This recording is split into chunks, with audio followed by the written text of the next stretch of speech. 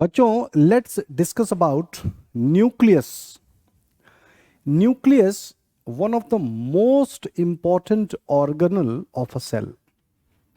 क्या सिर्फ इतना काफी है न्यूक्लियस के लिए कि it is one of the most important organelle of a cell? चलिए कुछ और ऐड कर देते हैं। It is one of the biggest organelles of a cell. ज्यादातर सेल्स में न्यूक्लियस ही सबसे बड़ा ऑर्गेनल होता है। इसके कुछ एक्सेप्शन जरूर हैं, जैसे कि प्लांट सेल ले लीजिए। प्लांट सेल में वैक्यूल्स सबसे बड़े होते हैं। सैप फिल्ड वैक्यूल्स सबसे अधिक साइज के होते हैं। तो क्या न्यूक्लियस के लिए इतनी ही बात काफी है? आपने और भी बातें इसके बारे में सुनी होंगी। It is also called the brain of the cell. Cell की मेटाबॉलिक एक्टिविटीज का जो कंट्रोल सेंटर है, कमांड सेंटर है, वो न्यूक्लियस है। तो न्यूक्लियस को हम इस नाम से भी जान सकते हैं, that it is the brain of the cell, it is one of the command centres of the cell, it is one of the biggest organelle of the cell. It is an organelle which is bounded by double membranes. और membranes कौन सी? वही fluid mosaic model वाली membrane जो plasma membrane की संरचना है। Lipid bilayer, तो लिपिड बाइलेयर की दो मेम्ब्रेन्स है, एक लिपिड बाइलेयर की और फिर दूसरी लिपिड बाइलेयर की, सो दैट मेक्स टू मेम्ब्रेन्स। ठीक है। अब न्यूक्लियस की इंपॉर्टेंस सबसे ज्यादा सेल में किस चीज को लेकर के है, यह भी समझना जरूरी है। न्यूक्लियस की अगर हम बात करें तो न्यूक्लियस सेल की जो भी एक्टिविटीज हैं, जो भी बाकी ऑर्गेनल्स हैं, सेल के अंदर जो कुछ भी घट रहा है, सबको कंट्रोल कर रहा है। लेकिन बावजूद इसके एक और बहुत अहम भूमिका न्यूक्लियस निभाता है, इसीलिए सबसे ज्यादा महत्वपूर्ण है। वो न्यूक्लियस ही है जो एक सेल को एक सेल से दो सेल बनने में सहायता कर सकता है, यानी कि सेल के डिवीजन में मदद कर सकता है, सेल के रिप्रोडक्शन में मदद कर सकता है। So that makes nucleus one of the most important cells organelles. Cell जिनके अंदर न्यूक्लियस ना हो वो डिवाइड नहीं कर पाते, क्योंकि न्यूक्लियस ही है जो डिवीजन को कॉज कराता है। सेल्स विदाउट अ न्यूक्लियस या न्यूक्लियस से मिलता जुलता कुछ स्ट्रक्चर, क्योंकि प्रोकैरियोटिक में न्यूक्लियस नहीं होता है, न्यूक्लियोइड होता है, लेकिन वो न्यूक्लियोइड भी जरूरी है। जैसे कि ह्यूमन आरबीसी की बात कर लें, उसके अंदर कोई ऑर्गेनल नहीं प्रेजेंट है तो ह्यूमन आरबीसी डिवाइड भी नहीं कर पाता। आरबीसी का प्रोडक्शन बोन मैरो के द्वारा होता है, उन सेल्स में न्यूक्लियस होता है जहां से प्रोडक्शन हो रहा है। ठीक है, आरबीसी का फंक्शन अलग है, उसको रिप्रोड्यूस करने की जरूरत नहीं है, 120 डेज का लाइफ स्पैन है। ठीक है, चलिए तो इस न्यूक्लियस को, जिसको हमने खूब ज्यादा लाइट दे रखी है, हाईलाइट कर रखा है, इस न्यूक्लियस के बारे में अधिक जानकारी लेते हैं। तो न्यूक्लियस को हम most important organelle of a cell तो कह ही सकते हैं, है ना, because it plays vital role in inheritance and gene expression. Inheritance and gene expression, inheritance अलग टर्म है और जीन एक्सप्रेशन अलग टर्म है। What do we mean by inheritance? Inheritance का मतलब होता है एक जनरेशन से दूसरी जनरेशन में कैरेक्टर्स का ट्रांसमिशन, यानी कि जिस सेल का न्यूक्लियस है उसी सेल को वो न्यूक्लियस दो आइडेंटिकल सेल्स में डिवाइड करा सकता है। जब भी सेल डिवीजन होगा हम देखेंगे कि जो सेल्स बनते हैं वो आइडेंटिकल होते हैं। ऐसा नहीं कि किसी एक टाइप के सेल ने डिवाइड किया और किसी दूसरे टाइप का सेल एकदम से ही बन गया। जहां ट्रांसफॉर्मेशन भी होता है बाद में होता है। So first it is important for inheritance, यानी कि एक जैसा पैटर्न ही फॉलो होगा। जो भी कैरेक्टर्स हैं, कैरेक्टर्स के ट्रांसमिशन को इनहेरिटेंस कहा जाता है। एक सेल से दूसरे सेल में, एक जनरेशन के सेल से दूसरे जनरेशन के सेल में, या मल्टी सेल्यूलर के एक जनरेशन से दूसरे जनरेशन में, inheritance is the factor that causes the transmission of character. साथ ही जीन एक्सप्रेशन की बात कर लें तो न्यूक्लियस के अंदर क्रोमोसोम होता है। क्रोमोसोम डीएनए से बना हुआ होता है और क्रोमोसोम का एक पर्टिकुलर पार्ट या फ्रैगमेंट जीन कहलाता है। और जीन का करता क्या है? जीन के पास प्रोटीन को बनाने की कोडिंग होती है। सो हम कह सकते हैं कि gene can also be called as the recipe for making protein. Protein को अगर एक खाद्य पदार्थ मान लें तो वो उसकी रेसिपी है। प्रोटीन को एक फैक्ट्री प्रोडक्ट मान लें तो जीन उसका फॉर्मूला है, उसको बनाने की पद्धति है है ना। सो जीन एक्सप्रेशन यानी कि किस तरह की प्रोटीन का फॉर्मेशन होना है ये न्यूक्लियस डिसाइड करता है। तो न्यूक्लियस हुआ कि नहीं मोस्ट इंपॉर्टेंट ऑर्गेनल। बाकी के ऑर्गेनल्स बनाएंगे, राइबोसोम प्रोटीन को बनाएगा, लेकिन उसका रेगुलेशन न्यूक्लियस से होता है। कैसे, शॉर्ट में बता देता हूं। राइबोसोम खुद न्यूक्लियस के अंदर मौजूद न्यूक्लियोलस में बनता है। इसके बाद राइबोसोम उसी मैसेंजर आरएनए को ट्रांसलेट कर सकता है जिसको न्यूक्लियस ने अपने डीएनए से ट्रांसक्राइब करके बाहर भेजा हुआ है, न्यूक्लियस के बाहर न्यूक्लियर पोर कॉम्प्लेक्स के द्वारा। अधिक जटिल हो रहा है, becoming little difficult to understand, do not worry, सारी चीजें क्लियर हो जाएंगी। यहां तक आपकी समझ में आ गया। तो इनहेरिटेंस के बारे में ध्यान रखिए, और जीन एक्सप्रेशन यानी कि जीन के फंक्शंस जो करता है। It is the primary carrier of heredity material in the cell, primary carrier of heredity material which is the DNA and the genes that make the chromosome, है ना। DNA की ही folding से chromosome बनता है condensed form में, ठीक है ना। तो सेल न्यूक्लियस को, सेल को तो रॉबर्ट हुक ने डिस्कवर किया था। न्यूक्लियस को रॉबर्ट ब्राउन ने डिस्कवर किया 1831 में। 1665 में रॉबर्ट हुक ने सबसे पहले सेल, हालांकि वो सेल प्रॉपर सेल मतलब उनको नहीं पता था कि every organism is made up of cell, था तो वो सेल ही, कॉर्क टिश्यू, लेकिन वो डेड सेल था, है ना। सेल की डिस्कवरी के सोचिए कितने सालों बाद रॉबर्ट ब्राउन ने 1831 में डिस्कवर किया। रॉबर्ट ब्राउन ने ब्राउनियन मोशन भी दिया है, जिसके बारे में आप फिजिक्स और केमिस्ट्री में पढ़ते हैं। तो Robert brown was a noted scientist. इन्होंने सबसे पहले 1831 में न्यूक्लियस को ढूंढ निकाला। अब हमारे पास सेल दो तरह के होते हैं, प्रोकैरियोटिक और यूकैरियोटिक सेल। तो न्यूक्लियस एक ऐसा ऑर्गेनल है जो प्रोकैरियोटिक सेल में नहीं पाया जाता। क्यों नहीं पाया जाता? क्योंकि प्रोकैरियोटिक सेल में कोई भी मेम्ब्रेन बाउंड ऑर्गेनल नहीं है। प्रोकैरियोट्स में ऐसा कोई भी ऑर्गेनल नहीं है जिसके ऊपर मेम्ब्रेन्स हों, ठीक है ना, विदाउट मेम्ब्रेन। सो ये किस में पाया जाता है? यूकैरियोटिक सेल में पाया जाता है। ये एक सेल की बाउंड्री मान लीजिए, एक सेल की परिधि मान लीजिए, ये रही, यहां से यहां तक सेल है। तो इस सेल के अंदर विभिन्न प्रकार के ऑर्गेनल्स हैं। We can see the endoplasmic reticulum, we can see mitochondria, we can see Golgi complex, है ना, और राइबोसोम्स भी दिखाई दे रहे हैं, dotted particles on the rough endoplasmic reticulum. और न्यूक्लियस कहां है? ये रहा बीच में nucleus. So this is the nucleus situated usually at the center of the cell. Plant cell में ये पेरीफेरी में भी हो सकता है, क्योंकि प्लांट सेल में सेंट्रली प्लेस्ड वैक्यूल होता है जो सबसे बड़ा होता है, ठीक है। तो ये देख लीजिए।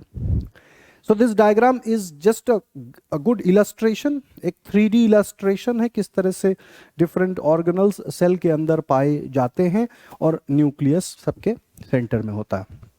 सो न्यूक्लियस का शेप अगेन जनरली स्फेरिकल होता है, लेकिन कई अलग अलग शेप्स, जैसे ओवल हो गया, बीन शेपेड हो गया, स्ट्रिंग शेपेड, मल्टी लोबेड, है ना, लोब्ड एक्सेट्रा। जैसे ये देख लीजिए, ये हमारे WBC के सेल्स हैं, न्यूट्रोफिल, इसमें अप टू 7 लोब्स न्यूक्लियस पाया जा सकता है, 7 लोब्स तक हो सकते हैं। देन वी हैव इओसिनोफिल, देखिए double lobed, basophil, irregular type का न्यूक्लियस।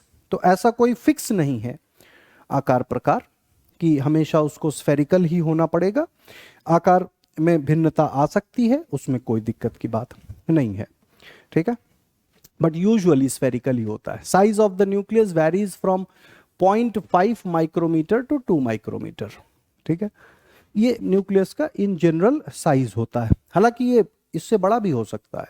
आप अगर एग ऑफ एन ऑस्ट्रिच को देखें, जो कि एक सिंगल सेल ही है, यॉक के अंदर जो स्ट्रक्चर है वो सेल है, एल्ब्यूमिन प्रोटीन के अंदर जो यॉक है वो सेल है, उसके अंदर न्यूक्लियस का साइज बड़ा होगा, जाहिर सी बात है, बट जनरली इस डायमेंशन को बिलोंग करते हैं। 2 माइक्रोमीटर तक इसका जो है डायमीटर हो सकता है अगर स्फेरिकल है, ठीक है। हालांकि अगर लेंथ वाइज ऑर्गेनल की बात करें तो माइटोकॉन्ड्रिया इससे बड़ा हो सकता है। रॉड लाइक माइटोकॉन्ड्रिया 4 माइक्रोमीटर तक भी जा सकता है, 5 माइक्रोमीटर तक भी जा सकता है, लेकिन वो थोड़ा सा इलोंगेटेड स्ट्रक्चर है ना, it's a spherical structure generally, ठीक है। Generally the cell that is about to undergo cell division, particularly meiosis, contains a large nucleus. जब भी सेल डिवीजन होगा न्यूक्लियस का साइज बढ़ जाता है, और मियोसिस में अधिक चांसेस रहते हैं क्योंकि meiosis is a complex type of cell division, है ना। नॉर्मल सेल डिवीजन माइटोसिस जो मैक्सिमम सेल्स में होता है, meiosis a special type of cell division जो गेमीट्स में पाया जाता है। गेमीट्स यानी कि जिनको फर्टिलाइजेशन के लिए तैयार किया जा रहा है ताकि प्लॉइडी लेवल बना रहे, ठीक है। प्लॉइडी लेवल समझते हैं ना, क्रोमोसोम का जो सेट है, ह्यूमन बॉडी सेल्स में 23 pairs of chromosomes are there. हमारे हर एक सेल में 23 पेयर हैं क्रोमोसोम्स के, पेयर में है, ध्यान रहे। 1 pair comes from the father and 1 pair comes from the mother. दोनों जब आपस में, मतलब पेयर नहीं, पेयर का 1 पार्ट, पेयर मतलब ऑलरेडी 2 ही होता है, एक जोड़ा है, पेयर का मतलब ही है 2 को मिला के पेयर। तो उस पेयर का एक हिस्सा फादर से आ रहा है, एक हिस्सा मदर से आ रहा है, फर्टिलाइजेशन के बाद वो पेयर बन रहा है। तो normal body cells are always in pair, ये ध्यान रखने वाली बात है कि बॉडी सेल्स हमेशा पेयरिंग नंबर ऑफ क्रोमोसोम्स में रहेंगे, इवन नंबर ऑफ क्रोमोसोम्स जिनको होमोलॉगस क्रोमोसोम्स कहते हैं, होमोलॉगस पेयर्स कहते हैं, उन्हीं के साथ रहेंगे, होमोलॉगस पेयर में ही पाए जाएंगे। क्लियर है? होमोलॉगस पेयर में पाए जाने का फायदा क्या है? होमोलॉगस पेयर का मतलब है कि one of the set coming from the father, the other set coming from the mother, दोनों यूनाइट हो गए। अब देखिए फिर उस जनरेशन जिसमें ये कंडीशन देखा गया, उस जनरेशन से आगे का जब प्रोडक्शन होगा तो अगेन फिर हैप्लॉइड कंडीशन बनाने की जरूरत है क्योंकि बॉडी सेल तो डिप्लॉइड है, लेकिन जो गेमीट में जाएगा वो हैप्लॉइड होना चाहिए, तो उसको फिर हैप्लॉइड बनाने की जरूरत है और हैप्लॉइड करने की कोशिश करी जाती है। Now is that clear? यहां तक समझ में आ गई बात? तो मियोसिस है ना, मियोसिस के ऊपर फिर किसी सेशन में डिटेल में डिस्कस करेंगे। Meiosis one of the specialized type of cell division. So cells with single nucleus are called monokaryotic. Karyon means nucleus, karyon कहते हैं न्यूक्लियस को, ग्रीक कैरियन मतलब न्यूक्लियस। न्यूक्लियस के डिवीजन को कैरियोकाइनेसिस भी कहा जाता है, सेल डिवीजन में हम देखेंगे। So cell with single nucleus is called monokaryotic, cell with 2 or more are referred to as dikaryotic. 2 अगर हैं तो डाइकैरियोटिक, मोर है तो जाहिर सी बात है पॉलीकैरियोटिक हो सकता है, बट यूजुअली 2 से अधिक नहीं होता है। डाइकैरियोटिक फेज हमें देखा जाता है, देखने को मिलता है, ठीक है ना। डाइकैरियोटिक फेज हमें देखने को मिलता है, कहां देखने को मिलता है? फंजाई में देखने को मिलता है, फंगस में डाइकैरियन या डाइकैरियोटिक फेज देखने को मिलता है। लेकिन कुछ लोअर ऑर्गेनिज्म जैसे कि slime moulds, biological classification chapter में आपने पढ़ा एक किंगडम है प्रोटिस्टा। उस प्रोटिस्टा किंगडम में जो मेंबर्स हैं उनको लेकर के थोड़ा सा कंफ्यूजन हमेशा बना ही रहता है क्योंकि उनमें कैरेक्टर्स बाकी के किंगडम से मिलते जुलते हैं। प्लांट के भी कैरेक्टर हैं, एनिमल्स के भी कैरेक्टर हैं, फंजाई के भी कैरेक्टर हैं, है ना। तो वहां पर हम कुछ एक स्ट्रक्चर देखते हैं जैसे कि स्लाइम मोल्ड्स। तो स्लाइम मोल्ड के अंदर प्रोटोप्लाज्म होता है, एनिमल लाइक कैरेक्टर है, सेल वॉल नहीं होती है, सेल मेम्ब्रेन होती है, और वो dead and decaying organic matter को एनगल्फ करता रहता है और साइज में ग्रो करता रहता है। मजे की बात यह कि उसके अंदर जो मौजूद न्यूक्लियस हैं, जैसे जैसे प्रोटोप्लाज्म डिवाइड करता है वो भी डिवाइड करते हैं और उसी एक ही सेल वाले स्ट्रक्चर में रहते हैं। इसको ए सेल्यूलर स्लाइम मोल्ड कहा जाता है। एक सेल्यूलर स्लाइम मोल्ड भी होता है जिसमें छोटे छोटे सेल्स का एग्रीगेट बन जाता है, लेकिन ए सेल्यूलर स्लाइम मोल्ड के अंदर हम देखेंगे कि मल्टी न्यूक्लिएट कंडीशन है, ठीक है। तो एक तो ये कंडीशन हम प्रोटिस्टा में देख लेते हैं। इसी तरह से मल्टी न्यूक्लिएट कंडीशन फ्लावर के अंदर एक स्ट्रक्चर है जिसको टैपिटम कहते हैं, उसमें भी देखा जाता है। टैपिटम के सेल्स, फ्लावर के अंदर जो एंथर होता है, अगर एंथर का क्रॉस सेक्शन करते हैं तो जहां पर माइक्रोस्पोरेंजिया होता है उसके बाहर की लेयर टैपिटम है, न्यूट्रिटिव लेयर है, मल्टी न्यूक्लिएट होती है। साथ में कोकोनट का जो कर्नल है वो भी मल्टी न्यूक्लिएट कंडीशन में देखा जा सकता है। ह्यूमन मसल के जो सेल हैं वो भी मल्टी न्यूक्लिएट कंडीशन में देखे जाते हैं, है ना। जो वॉलेंटरी मसल्स हैं दे आर मल्टी न्यूक्लिएटेड। तो मल्टी न्यूक्लियस, मेनी न्यूक्लियस वाले टर्म को सिनोसिटिक कहते हैं। सिनोसिटिक कहते हैं। Cells with many nucleus as termed as coenocytic. एक और टर्म है इससे मिलता जुलता, सिंसिटियम। सिंसिटियम भी मल्टी न्यूक्लिएट है, सिनोसाइट भी मल्टी न्यूक्लिएट है। दोनों में बेसिक डिफरेंस क्या है थोड़ा सा बता देता हूं। सिंसिटियम होता है एक से अधिक सेल के आपस में फ्यूजन हो जाने की वजह से मल्टी न्यूक्लिएट बनना, और सिनोसिटिक है कि न्यूक्लियस का खुद ही बार बार डिवाइड होकर के मल्टी न्यूक्लिएट कंडीशन में तब्दील होना। डिफरेंस बस इतना ही है। सिनोसाइट न्यूक्लियस खुद ही डिवाइड होकर के मल्टी न्यूक्लिएट कंडीशन हो गया, और सिंसिटियम 2 सेल या 3 सेल या 4 सेल हैं आपस में फ्यूज हो गए, उनकी जो मेम्ब्रेन्स हैं डिफ्यूज हो गई और अब मल्टी न्यूक्लिएट बन गया, तो उसको सिंसिटियम कहते हैं। ठीक है, so here we are watching coenocyte और डाइकैरियन फेज। ये देखिए 2 न्यूक्लियस है ना, 2 न्यूक्लियस आपस में फ्यूज होकर के इन्होंने एक जाइगोट जैसा स्ट्रक्चर बना दिया। ठीक है, फंजाई में ये देखा जाता है। सीव ट्यूब्स प्लांट में होती हैं। Sieve tube and companion cells है ना, फ्लोएम का पार्ट है। जाइलम फ्लोएम प्लांट में वाटर और न्यूट्रिएंट के कंडक्शन में हेल्पफुल हैं। तो सीव ट्यूब्स जो प्लांट सेल्स में होती हैं, जिनमें परफोरेटेड एरियाज होते हैं, ऊपर छिद्र होते हैं छोटे छोटे। जाइलम वेसल में ज्यादा बड़े छिद्र होते हैं, इनमें छोटे छिद्र होते हैं, क्योंकि इसके अंदर लिविंग मटेरियल है, प्रोटोप्लाज्म है, इसके अंदर प्रोटोप्लाज्म है।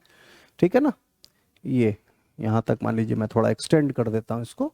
सो ऐसे करके इसमें एंड्स देखने को मिलते हैं। निचला एंड भी इसी तरह का है ना, ये फ्रंट में नहीं इसलिए मैंने डॉटेड बना दिया। ठीक है, तो इसके अंदर लिविंग मटेरियल है, इसके अंदर प्रोटोप्लाज्म है, सारा लिविंग है, बट इसके अंदर न्यूक्लियस नहीं प्रेजेंट है। क्यों न्यूक्लियस नहीं प्रेजेंट है? क्योंकि इसमें फूड का कंडक्शन का कार्य करना है, और अगर न्यूक्लियस की प्रेजेंस होगी तो स्पेस थोड़ा सा ऑक्यूपाई हो जाएगा न्यूक्लियस की वजह से। तो इसको अवॉइड करने के लिए there is no presence of nucleus in it. लेकिन ये लिविंग है, तो इसकी एक्टिविटीज को कौन कंट्रोल करता है? लिविंग है और बड़ी प्रोमिनेंट एक्टिविटीज, जैसे ह्यूमन आरबीसी की एक ही एक्टिविटी है, ऑक्सीजन का ट्रांसपोर्ट करना और very little amount of carbon dioxide का ट्रांसपोर्ट करना। मैक्सिमम ऑक्सीजन का ट्रांसपोर्ट करता है RBC, red blood cells, erythrocytes.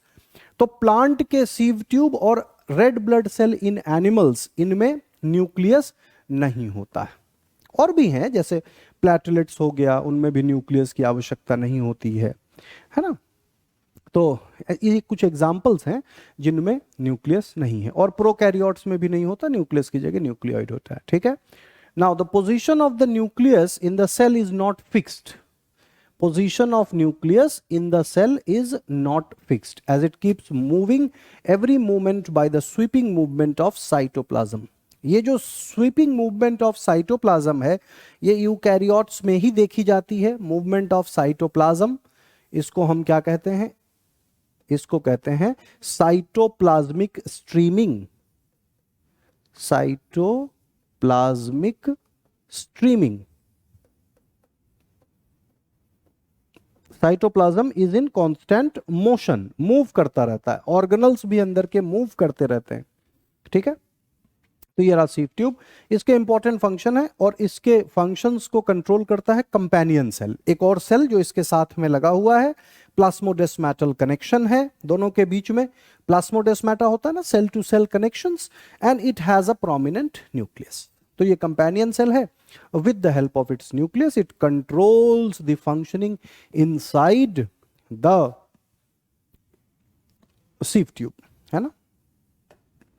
Now, nucleus is separated from surrounding cytoplasm by a double layered porous nuclear membrane. Double layered porous nuclear membrane. Each layer of the nucleus is just like the plasma membrane of the cell. Nucleus की हर layer plasma membrane की layer के जैसी ही है। सिर्फ nucleus ही नहीं, in fact जितने भी organelles में हम लेयर्स देखते हैं, आउटर बाउंड्री देखते हैं, वो सारी की सारी लेयर्स प्लाज्मा मेम्ब्रेन जैसी ही संरचना से बने हुए हैं। कौन सी संरचना? Lipid bilayer. लिपिड की 2 लेयर जिसमें हेड और टेल होते हैं। हेड पोर्शन इज हाइड्रोफाइलिक, उसको वाटर से कोई दिक्कत नहीं है, जबकि टेल इज हाइड्रोफोबिक, उसको वाटर के संपर्क में नहीं आना रहता है। लिपिड मॉलिक्यूल्स का स्ट्रक्चर ऐसे ही बना हुआ है, lipid molecules with head and tail. तो क्या होता है, टेल्स आपस में एक दूसरे की तरफ पॉइंट आउट करते हैं, फेस करके रहते हैं, लेकिन चिपकते नहीं हैं क्योंकि सिमिलर टाइप के स्ट्रक्चर्स हैं। सो दे maintain a small gap between them and this is the structure that makes the membrane। तो एक मेम्ब्रेन हो गई और ये दो मेम्ब्रेन, एक आउटर मेम्ब्रेन है एक इनर मेम्ब्रेन है, दोनों के बीच में पेरीन्यूक्लियर स्पेस प्रेजेंट है। ठीक है, फॉस्फोलिपिड्स है ना, nucleoplasm. So this is how the nucleus is made up of. Double membrane bound structure है ये। Perinuclear space is found between outer and inner nuclear membrane, दोनों मेम्ब्रेन्स के बीच में perinuclear space. Outer membrane is connected with endoplasmic reticulum. जहां पर outer membrane खत्म होती है न्यूक्लियस की, वहीं से एंडोप्लाज्मिक रेटिकुलम की मेम्ब्रेन स्टार्ट हो जाती है। एंडोप्लाज्मिक रेटिकुलम या ईआर की मेम्ब्रेन स्टार्ट हो जाती है। ठीक है, so its outer surface may contain ribosome while inner surface is smooth। outer surface के ऊपर राइबोसोम्स दिखाई देते हैं। ऐसा क्यों? क्योंकि राइबोसोम्स न्यूक्लियस के अंदर न्यूक्लियोलस में बनते हैं और न्यूक्लियर पोर के द्वारा बाहर जा रहे होते हैं। तो ड्यूरिंग देयर मूवमेंट जब हम न्यूक्लियस के स्ट्रक्चर को देखेंगे तो वो न्यूक्लियर की आउटर मेम्ब्रेन पर अटके हुए दिखाई दे सकते हैं। प्लस एंडोप्लाज्मिक रेटिकुलम भी वहीं से कंटिन्यूअस है, तो एंडोप्लाज्मिक रेटिकुलम के ऊपर तो वो चिपक ही जाते हैं राइबोसोम्स, है ना। राइबोफोरिन्स की मदद से एंडोप्लाज्मिक रेटिकुलम की सरफेस पर चिपके रहते हैं ribosome. Nuclear membrane is not continuous but consist of A number of pore, और पोर कॉम्प्लेक्स होता है प्रॉपर प्रोटीन चैनल्स के द्वारा। पोर कॉम्प्लेक्स जो कि रेगुलेट करता है कौन सा मटेरियल न्यूक्लियस के अंदर जा सकता है, बाहर से अंदर या अंदर से बाहर, दोनों ही प्रोसेसेस होते हैं। ठीक है, यहां तक समझ में आ गया। So number of pores per unit area is not constant and changes with the metabolic state of the cell. कितने पोर्स होंगे किस न्यूक्लियस में, ये भी फिक्स नहीं है, ये भी वैरी करता है। क्यों वैरी करता है? Depending on the functionality of a particular cell. हर एक सेल की अपनी अपनी फंक्शनैलिटी होती है, उसी के आधार पर यह डिटर्मिनेशन होता है। कोई ज्यादा एक्टिव है, कोई कम एक्टिव है। On the inner surface of the nuclear membrane, it is reinforced by intermediary skeletal proteins called lamins, which are associated with certain segment of chromatin। इसके अंदर लैमिन प्रोटीन्स पाई जाती हैं जो अंदर के मौजूद डीएनए, जो कि क्रोमैटिन के रूप में विद्यमान रहता है, उसके पोर्शन को रिप्रेजेंट करते हैं, उसके साथ कनेक्शन बनाते हैं लैमिन्स। ठीक है, सो इनर सरफेस में इंटरमीडिएरी स्केलेटल प्रोटीन्स हैं। स्केलेटल प्रोटीन पूरे सेल में पाई जाती है। ये सेल के अंदर सब्सटेंसेस के मूवमेंट में हेल्प करते हैं, जिसको साइटोस्केलेटन कहते हैं। धागे नुमा स्ट्रक्चर, थ्रेड लाइक स्ट्रक्चर होता है, कोई हड्डी जैसा स्ट्रक्चर नहीं है स्केलेटन है तो। ठीक है, very thin thread like structure. So cellular structure which always disappear during mitosis और मियोसिस इज न्यूक्लियर एनवेलप। जब भी सेल डिवीजन होगा तो न्यूक्लियस की जो मेम्ब्रेन है वो दिखाई नहीं देगी, वो डिसअपियर हो जाएगी, क्योंकि कई तरह के रीअरेंजमेंट और कई तरह की बातें उसके अंदर हो रही होती। So nuclear membrane disappear during mitosis at the late prophase. Prophase, metaphase, anaphase, telophase, इन 4 स्टेजेस में सेल डिवीजन होता है। तो प्रोफेज की शुरुआत में जैसे प्रोफेज स्टार्ट हुआ तो तुरंत नहीं हो जाता, it's a gradual process. Prophase start हुआ तो condensation of the chromatin material, जो डीएनए है स्कैटर्ड रहता है। क्रोमोसोम टर्म आपने सुना होगा, क्रोमोसोम के स्ट्रक्चर को भी देखा होगा, एक्स लाइक स्ट्रक्चर। क्रोमोसोम का जो प्रेजेंस है that is not a permanent presence. Chromosome की अपीयरेंस मोमेंटरीली है। जब सेल डिवाइड करता है ठीक उसी टाइम पर क्रोमोसोम बनता है। डिवाइडिंग सेल को अगर आप ऑब्जर्व करेंगे तो क्रोमोसोम दिखाई देगा। अदरवाइज उसका जो डीएनए है, जो क्रोमोसोम को बनाने वाला डीएनए, वो स्कैटर्ड रहता है, बिखरा रहता है। ठीक है, तो धागे जैसा स्ट्रक्चर रहता है। मतलब मान के चलिए कि जैसे पतंग का धागा है तो उसको आपने एक उसमें चरखी में घुमा रखा है, या तो वो कंडीशन होगा या धागा खुला हुआ है, बिखरा हुआ है। समझ गए?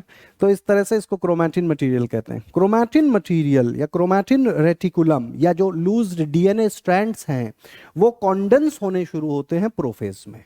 ठीक है, प्रोफेज, अर्ली प्रोफेज में कॉन्डेंसेशन स्टार्ट होता है और लेट प्रोफेज में जाते जाते वो कॉन्डेंस्ड हो जाते हैं, और by the time late prophase comes nuclear membrane disappear हो जाता है। ठीक है, बाकी सेल डिवीजन में तो हम डिटेल में समझेंगे। तो लेट प्रोफेज के दौरान ये गायब हो जाता है। Now at the periphery of the pore, जो पोर है न्यूक्लियस मेम्ब्रेन के जो पोर्स हैं उनके किनारे किनारे both inner and outer nuclear membrane are in continuity.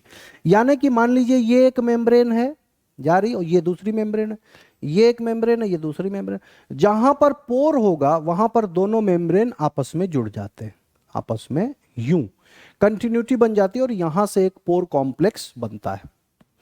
ये क्यों होता है, लॉजिक आपके पास है भाई। मान लीजिए यहां पर पोर कॉम्प्लेक्स बन रहा है और ये दोनों एंड्स ओपन हैं और यहां से वाटर मॉलिक्यूल, तो इसकी जो टेल है लिपिड बाइलेयर उसके कांटेक्ट में वाटर आएगा ना, तो टेल्स आर हाइड्रोफोबिक, इसलिए ये स्ट्रक्चर रहता है, राउंडेड टाइप का स्ट्रक्चर देखने को मिलेगा। ठीक है, the pore consist of an octagonal shaped tubular structure called annulus. Annulus, इस स्ट्रक्चर को हम एन्यूलस कह सकते हैं पोर कॉम्प्लेक्स में। देख लीजिए ये बाइलेयर्स आपस में जुड़ी हुई हैं and this is the pore, octagonal structure है। ऑक्टा मतलब इसके ऊपर के सरफेस को देखेंगे तो ऐसे करके आपको पार्ट दिखाए, आठ है ना, आठ कोण जिसको कहते हैं ऑक्टागन, है ना। तो ऑक्टागोनल स्ट्रक्चर देखने को मिलेगा, इसमें 8 होंगे, है ना। तो वो ऑलमोस्ट राउंड ही हो जाता है, काफी ज्यादा। ये देख लीजिए somewhat like this। तो entire structure is called the pore complex. इस पूरे स्ट्रक्चर को हम पोर कॉम्प्लेक्स कहते हैं। पोर कॉम्प्लेक्स कंट्रोल करता है movement of materials of various kind and dimension from the nucleus to the cytoplasm. मतलब अंदर से बाहर और बाहर से अंदर, इसी पोर कॉम्प्लेक्स के द्वारा मटेरियल का मूवमेंट होता है। ठीक है, अच्छा, पोर कॉम्प्लेक्स में अगर हम बात करें तो अलग अलग टाइप के पोर कॉम्प्लेक्सेस हैं, अलग अलग टाइप के मटेरियल्स के एंट्री के लिए। प्लाज्मा मेम्ब्रेन में ये स्ट्रक्चर और अधिक इलेबोरेट होता है। प्लाज्मा मेम्ब्रेन में ऐसा पोर कॉम्प्लेक्स नहीं होता। प्लाज्मा मेम्ब्रेन में प्रोटीन चैनल्स होते हैं, प्लाज्मा, यहां पर पोर कॉम्प्लेक्सेस होते हैं, न्यूक्लियस में पोर कॉम्प्लेक्सेस होते हैं। ठीक है, so nuclear pores are unique.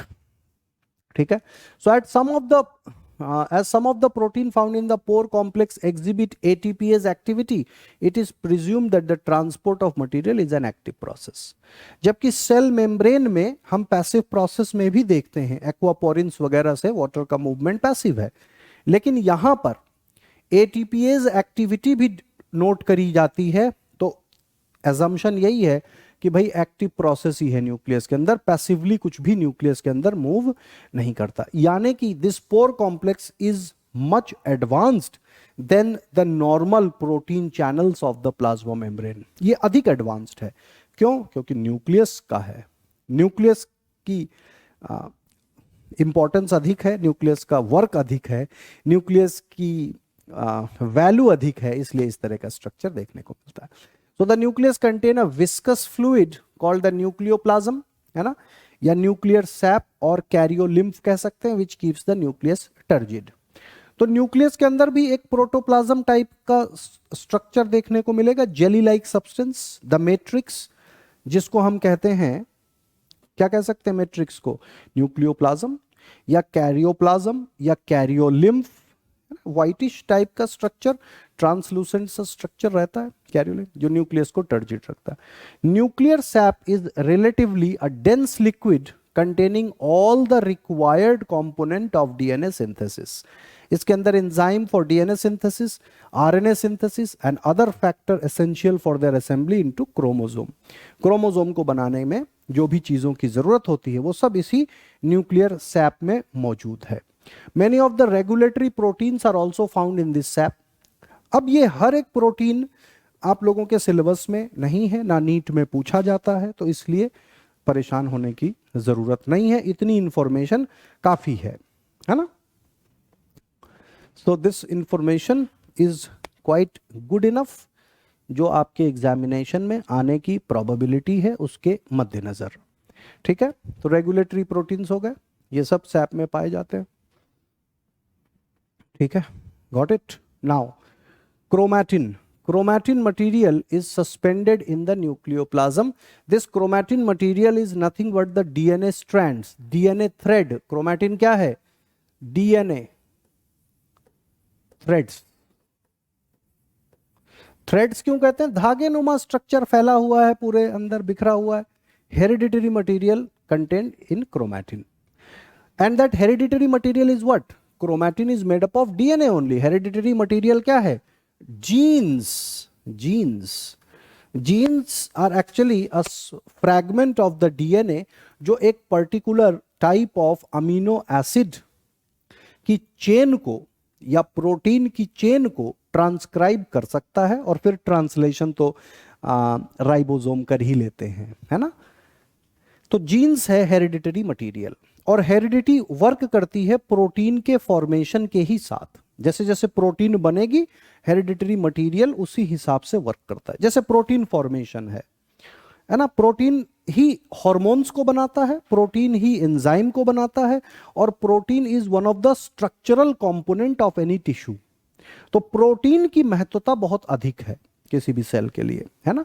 Hereditary को कंट्रोल करने के लिए प्रोटीन, किसी ऑर्गेनिज्म का रंग रूप उसके पूर्वजों जैसे, उसके पेरेंट्स जैसा है, वो कौन रेगुलेट करता है? Different types of chemical reactions, और उन केमिकल रिएक्शंस के पीछे है एंजाइम जो कि प्रोटीन से बना हुआ है। तो कुल मिलाकर के प्रोटीन ही पूरे के पूरे हेरिडिटी को डिटरमाइन करता है। Now major proteins of chromatin are the histone. Histone proteins होती हैं जिनके अगेंस्ट में डीएनए की रैपिंग होती है।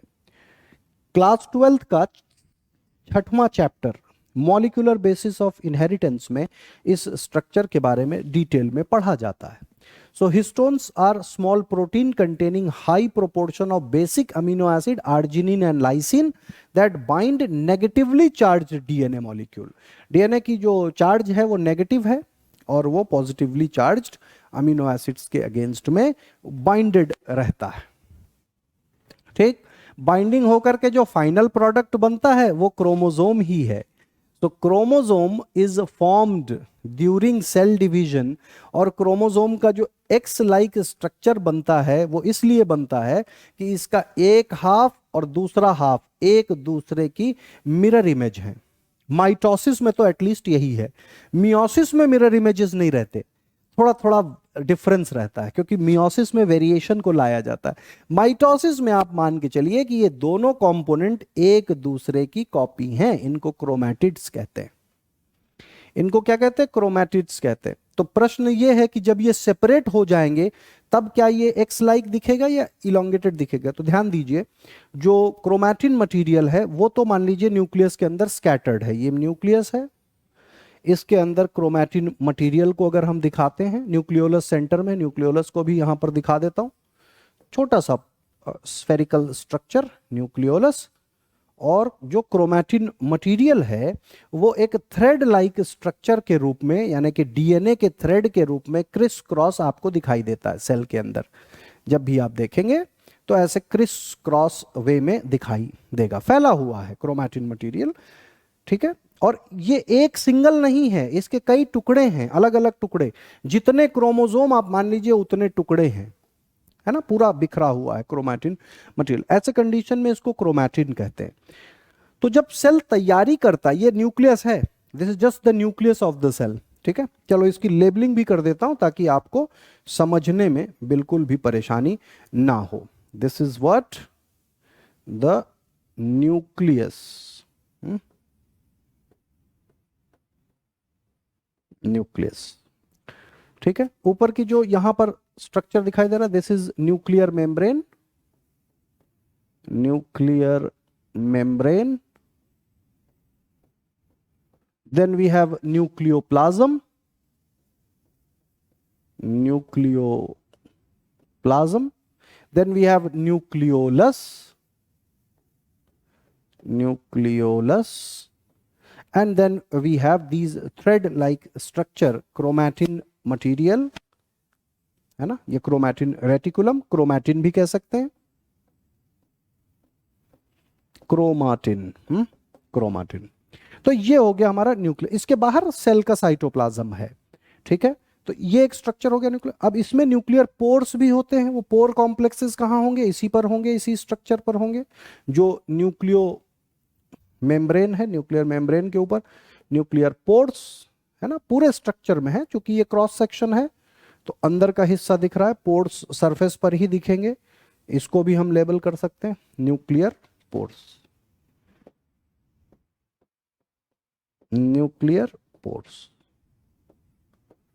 अब देखिए मजे की बात ये जो क्रोमैटिन मटेरियल है, ये क्रोमैटिन मटेरियल यूं तो स्कैटर्ड ही रहता है, लेकिन जब सेल जस्ट डिवाइड करने की तरफ बढ़ता है, when the cell is about to divide, ये जो क्रोमैटिन मटेरियल है जो बिखरा हुआ है, मैं सिर्फ क्रोमैटिन मटेरियल को ही दिखा रहा हूं, I am not showing the nucleus और न्यूक्लियोलस, आप समझ गए। ये क्रोमैटिन मटेरियल जो है, ये बिखरा हुआ क्रोमैटिन मटेरियल अब कॉन्डेंस होकर के एक क्रोमोसोम का स्ट्रक्चर ले लेता है, जिसके दो आइडेंटिकल कॉपीज होती हैं, जिनको हम सिस्टर क्रोमैटिड कहते हैं। यानी कि इस मटेरियल की सेल डिवीजन से पहले डबलिंग भी होती है। मान लीजिए डीएनए का जो भी कॉन्सेंट्रेशन था, जो कंटेंट था, सेल डिवीजन से पहले पहले ये अपने कंटेंट को डबल करेगा, double in volume but not in differences. एक ही चीज की दो कॉपी बनेगी और फिर वही दो कॉपीज यहां पर सिस्टर क्रोमैटिड के रूप में आ जाती हैं। जब एनाफेज में खिंचाव होता है और टीलोफेज में बिल्कुल सेपरेट होकर के दो कॉर्नर्स पर आ जाते हैं, तो हम न्यूक्लियर सेल के दो अलग अलग हिस्सों में ऐसे इलोंगेटेड सिंगल स्ट्रैंडेड क्रोमोसोम देखते हैं। लेकिन ये ज्यादा देर के लिए टिकते नहीं हैं, क्योंकि ये दोबारा फिर खुल करके इसी फॉर्म में आ जाते हैं। यानी कि बात कुछ ऐसी है कि अगर हम देखें, these are what, chromatin, chromatin, ये क्या है, ये है हमारा क्रोमोसोम, ये क्रोमोसोम है। ये क्या है, ये भी क्रोमोसोम है। तो क्रोमोसोम कई तरह के हो सकते हैं, ये भी क्रोमोसोम, ये भी क्रोमोसोम। डिफरेंस क्या है, इसमें जो डीएनए की क्वांटिटी है वो अधिक है, क्योंकि इसके अंदर दो सिस्टर क्रोमाटिड्स हैं। तो एक एक को हम क्रोमाटिड कहेंगे। ये सिंगल क्रोमाटिड वाला क्रोमोसोम है, ये डबल क्रोमाटिड वाला क्रोमोसोम है, और इन दोनों स्ट्रक्चर्स को हम सिस्टर क्रोमाटिड्स कहते हैं। एक जैसे structures, sister chromatids, brother chromatids भी कह सकते हैं, बिल्कुल कह सकते हैं, सिस्टर कह सकते हैं तो ब्रदर भी कह सकते हैं। लेकिन बायोलॉजी में एक वे है जो पुराने वैज्ञानिकों ने रखा हुआ है, daughter cells, sister chromatid, ladies first, शायद इसी वजह से प्रायोरिटी दी जाती है ना। तो बाकी बात वही है, आप सिस्टर कहें चाहे ब्रदर कहें, बट सिस्टर ही कहिएगा, ब्रदर क्रोमैटिड मत कह दीजिएगा, क्योंकि उसका चलन नहीं है ना, दैट्स नॉट इन यूसेज। तो सिस्टर क्रोमैटिड्स हैं, और इसमें तो भाई एक क्रोमैटिड ही है। तो ये तीन स्टेजेस में हम क्रोमोसोम्स को देख सकते हैं। तो ये देख लीजिए, this is the chromosome which is in this stage with sister. Now इसके पास सेंट्रोमियर होगा, centromere is at the centre, then it will have the constrictions, telomere, satellite. इसमें देखो नहीं दिखाई दे रहे हैं, अभी आपको मैं स्ट्रक्चर में दिखा देता हूं, ठीक है। सो सेंट्रोमियर प्राइमरी कॉन्स्ट्रिक्शन है, काइनेटोकोर होता है यहां पर। सेंट्रोमियर के दो किनारे क्लिप जैसा स्ट्रक्चर जहां पे स्पिंडल अटैच होता है सेल डिवीजन में, उसको काइनेटोकोर कहते हैं। Is the site at which the spindle attaches during cell division. Normally centromere consist of highly repeated satellite DNA. यहां पर जो डीएनए होता है वो रिपीटेटिव डीएनए होता है। रिपीटेटिव डीएनए क्या है, एक ही जैसे न्यूक्लियोटाइड से बना हुआ रिपीट करता है। ये रिपीटेटिव डीएनए बड़ा इंपॉर्टेंट है in different type of diagnosis processes. जैसे कि एक बताऊं, डीएनए फिंगरप्रिंटिंग, आपने सुना होगा, डीएनए टेस्ट करवा लीजिए, कहीं पर डीएनए प्राप्त हो गया कल्प्रिट का, या पैटर्निटी इशू है तो डीएनए टेस्ट होता है, सुना होगा आपने डीएनए टेस्ट। तो डीएनए टेस्ट में किस चीज का टेस्ट करते हैं? डीएनए टेस्ट में इसी सैटेलाइट डीएनए का टेस्ट होता है जो सेंट्रोमेरिक रीजियन में पाया जाता है और भी कुछ इलाकों में पाया जाता है। सो सेंट्रोमियर में रिपीटेटिव होता है, इसको वीएनटीआर कहते हैं, उस पर बाद में चर्चा करेंगे। कुल मिला के बात इतनी बता देता हूं कि मान लीजिए 20 या 30 या 50 या 60 न्यूक्लियोटाइड का एक सीक्वेंस बना, वही बार बार रिपीट हो रहा है।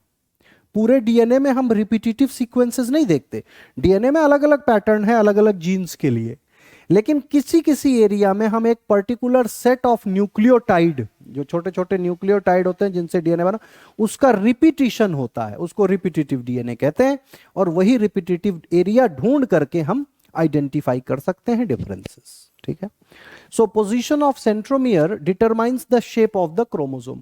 ज्यादातर तो सेंटर में ही रहता है, नाम ही है सेंट्रोमियर, लेकिन जरूरी नहीं है कि हमेशा सेंटर में रहे, अलग अलग पोजीशंस में भी देखा जा सकता है। तो ये नाम और समझ लीजिए। मेटासेंट्रिक, मेटासेंट्रिक बिल्कुल एकदम सेंटर में है, ऑलमोस्ट इक्वल आर्म्स हैं दोनों तरफ, इक्वल आर्म्स है मेटासेंट्रिक। देखिए पी आर्म क्यू आर्म दोनों शॉर्ट लॉन्ग एक जैसे।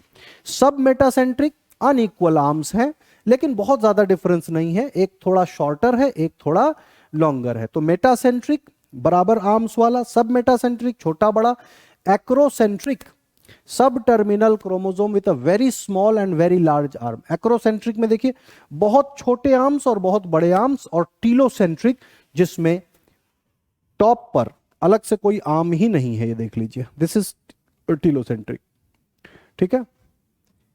तो मेटासेंट्रिक, सब मेटासेंट्रिक, एक्रोसेंट्रिक, टीलोसेंट्रिक, ये कुछ विशेष स्ट्रक्चर्स हैं जो हम अलग अलग जगहों पर क्रोमोसोम्स के देख पाते हैं।